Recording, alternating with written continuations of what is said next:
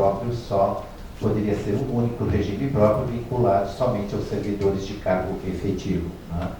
Então, deixou-se dos convênios a parte previdenciária. Então, não mais houve convênio na questão do benefício da pensão por morte, e com os municípios ainda há contratos na gestão do plano de saúde. Em termos de números, né, o IP tem 519 servidores, né, distribuídos na sede de Porto Alegre. Nós temos, além da sede em Porto Alegre, o Tudo Faz, um atendimento aos servidores do Estado e também aos usuários do plano de saúde. Temos 164 escritórios espalhados pelo Rio Grande do Sul, também estruturados em 19 agências, né? Esse é o tamanho do IP no estado do Rio Grande do Sul.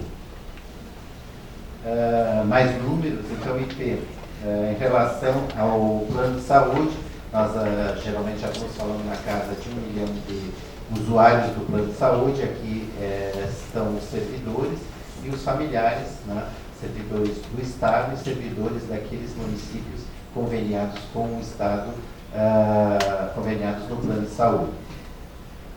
Os médicos credenciados e clínicas credenciados chegam em torno de 10 mil credenciados no plano de saúde. Nós temos anualmente um pouco mais de 15 milhões de atendimento na parte de saúde. Os segurados de previdência está em torno de 300 mil, não atualizei esses dados, são de final de 2014. E pensionistas, nós estamos na casa de 45.840 pensionistas ativos.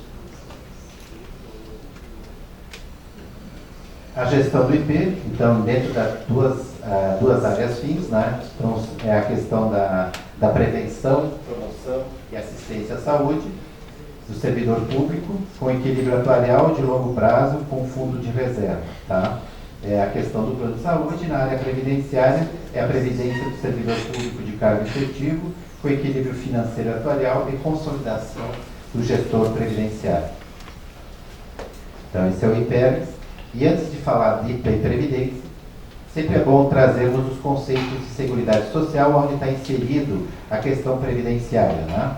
Então, a Constituição prevê lá em seu artigo 194 da Constituição Federal: a Seguridade Social compreende um conjunto integrado de ações essas de iniciativa dos poderes públicos e da sociedade, que é destinadas a três questões básicas, 3 direitos, né? Que é relativos à saúde, à previdência e assistência social, né?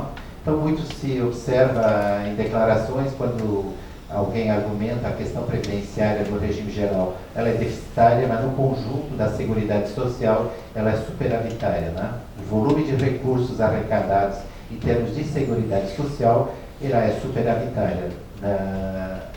Não tem os dados de 2014, mas 2013 houve um superávit de 80 bilhões de reais, né? Se pagou toda a previdência do regime geral, se pagou o sistema SUS, que é o sistema de saúde, e mais também o Fundo de Amparo ao Trabalhador, ligado à questão do desemprego, também a questão da assistência social através dos benefícios de assistência social. Faz muita confusão na questão dos conceitos, quando traz o conceito de previdência deficitária no regime geral. Claro que você compara a arrecadação propriamente dita de previdência com benefícios que estão sendo pagos pela previdência, tá? Então aí realmente há falta de recursos, mas quando a gente fala no contexto todo da Seguridade Social, há um superávit na questão do valor. Previdência, então, eu costumo trazer sempre esse conceito na área de previdência. Um seguro, né? Um seguro social que garante renda ao trabalhador e à sua família nos casos de infortúnios, né? Que casos são esses? É a perda da capacidade laborativa, né? Ela pode se dar em termos temporários ou permanentes, né? Então, a previdência é a ideia de um seguro social, né? Nesses casos de infortúnio. E quando, na verdade, a gente não tem mais capacidade laborativa, né? A ideia do benefício previdenciário, aí estaria inserido a questão das aposentadorias nas suas diversas formas, né? E também na questão do seguro social à família através da pensão por morte. Né? Então, eu gosto muito desse conceito que dá uma abrangência muito boa à questão previdenciária.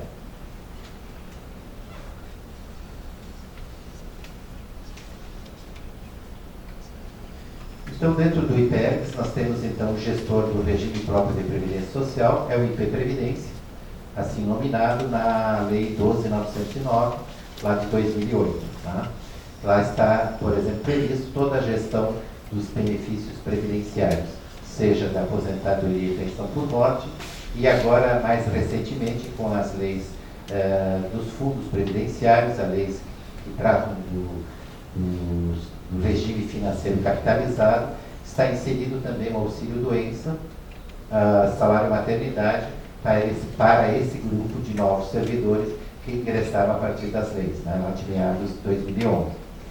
O IP Previdência é o gestor único do regime próprio de previdência social do Estado do Rio Grande do Sul. Não vou citar aqui a parte de legislação, mas compreende a questão toda vinculada aos servidores públicos de cargo efetivo. E aí poderão ter divergências de números também, do que eu vou expor aqui, em termos de regime próprio, porque há muitos servidores ativos que são CCs e a gente não aborda dentro do regime próprio de previdência social, uma vez que eles estão vinculados ao regime geral. Pode haver uma diferença de números em relação ao que está no site da Fazenda e o que a gente está trazendo de números aqui, que, vamos dizer assim, são números ligados diretamente somente ao regime próprio de previdência social.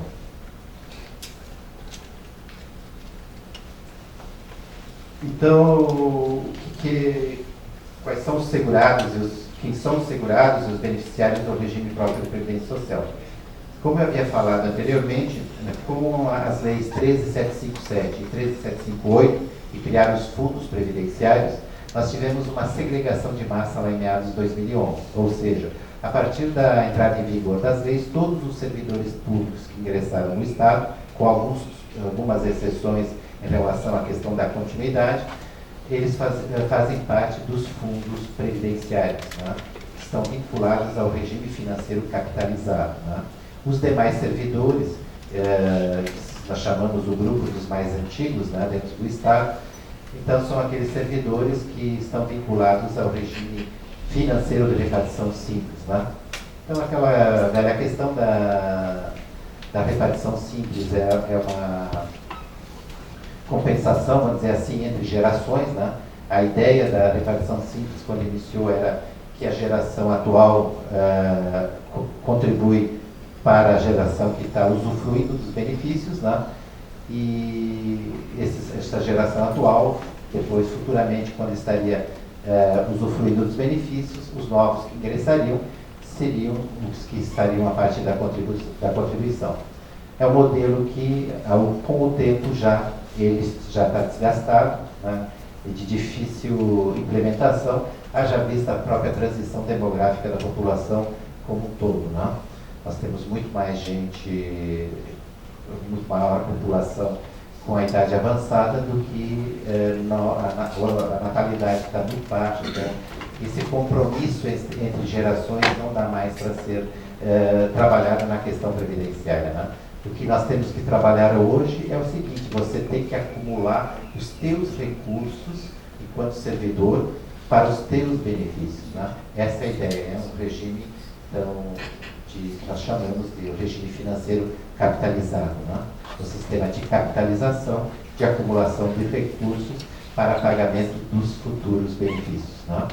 Então eu trago aqui os números em termos de segurados hoje, ativos do regime de repartição simples, que são os antigos servidores.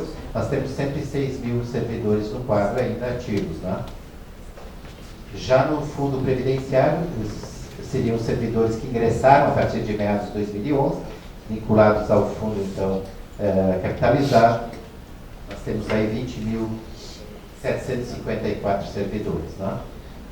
São dois fundos previdenciários, tem um fundo Prev Civil, em torno de um pouco mais de 18 mil, e o fundo Prev Militar, criados por leis próprias, né? pouco mais de 2.500 servidores. Não? Então, o total de ativos hoje estaríamos em 126 mil, pouco mais de 126 mil servidores vinculados ao regime próprio de previdência social.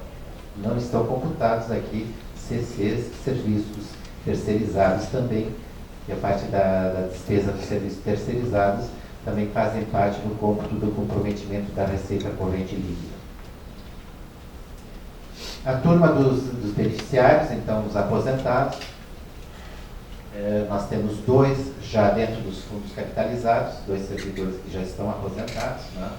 Aposentadoria por invalidez, né? E uma aposentadoria compulsória. O cara ingressou no Tribunal de Contas do Estado em abril de 2014 e se aposentou em novembro de 2014. Né? Então, acontecem essas situações, né, da pessoa que na Justiça, o ingresso no Tribunal de Contas, né? Ele contribuiu um pouco mais de 6 meses e já está usufruindo do fundo. Né? Claro que se fosse num fundo complementar, a acumulação seria irrisória, né? Não representaria muito pouco para esse servidor, mas como é um fundo capitalizado coletivo, né? Nós estamos alcançando já uma aposentadoria, claro, dentro das regras constitucionais, né? Daquela aposentadoria compulsória, proporcional, enfim, todas as regras que regem o tipo de aposentadoria. Então, nós temos 2 servidores inativos no regime capitalizado e os demais 153 mil, aproximadamente, servidores inativos. Né? Agregados a esse universo de servidores, nós temos os pensionistas, né? Temos 6 pensionistas já usufruindo da benefício dos fundos capitalizados, os servidores que faleceram nativos, né? Nós temos um grupo de risco, né? Que pessoal que trabalha na Brigada Militar, então a gente já estava prevendo situações nesse sentido, né? De termos que pagar já benefícios com os fundos que foram criados há 4 anos, né? 2011, 2015, pouco mais de 4 anos. Então, os pensionistas totalizam ali 45.377 pensionistas de servidores públicos estaduais e aproximadamente um pouco menos de 1.000 pensionistas que são daqueles antigos convênios da qual eu me referi, que eram os convênios com os municípios de pensões por morte. Então, nós temos 1.000 pensionistas ligados aos antigos convênios de servidores que contribuíram para o IP Previdência, né? E que hoje estão usufruindo da pensão e IP está pagando. Né? Não mais, como cessaram os convênios, não mais está sendo concedida a pensão por morte para dependentes de servidores municipais.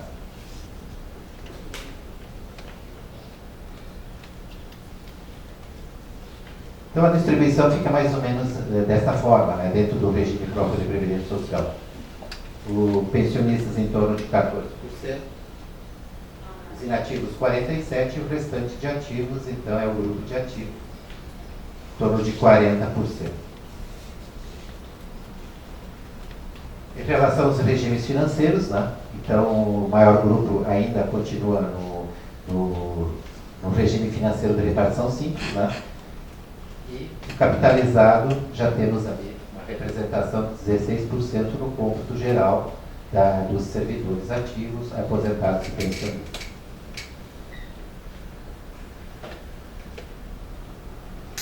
Aqui a distribuição por faixa etária, então a relação de servidores, né? Já se observa, por exemplo, ali no gráfico, na cor azul, que é o sistema capitalizado, já temos a faixa dos mais novos, né, com mais pessoas, né, desse regime financeiro capitalizado. Né. Qual é a tendência? Todos eles do regime de repartição simples, né, nós passarmos a zerar e vai acumulando com mais idade. Né. Então é a turma que vai estar se aposentando, né, vai estar legando pensão e não mais está ingressando, não tem mais servidores ingressando nesse regime financeiro de repartição simples. Né. Então, haverá com o tempo deslocamento, né, cada vez desses servidores do repartição simples, se aproximando à idade limite da compulsória, né, que agora Só falta a regulamentação passar para 75 anos.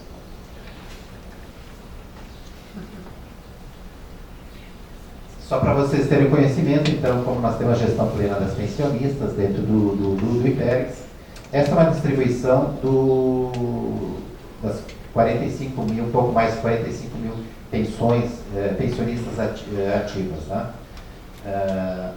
Então, esse universo hoje está assim distribuído. O grande grupo são as viúvas, né, com 52%, né, já que elas vivem mais que os homens, né, e aí é uma representação característica da realidade dos fatos. Né. A questão, o segundo maior grupo...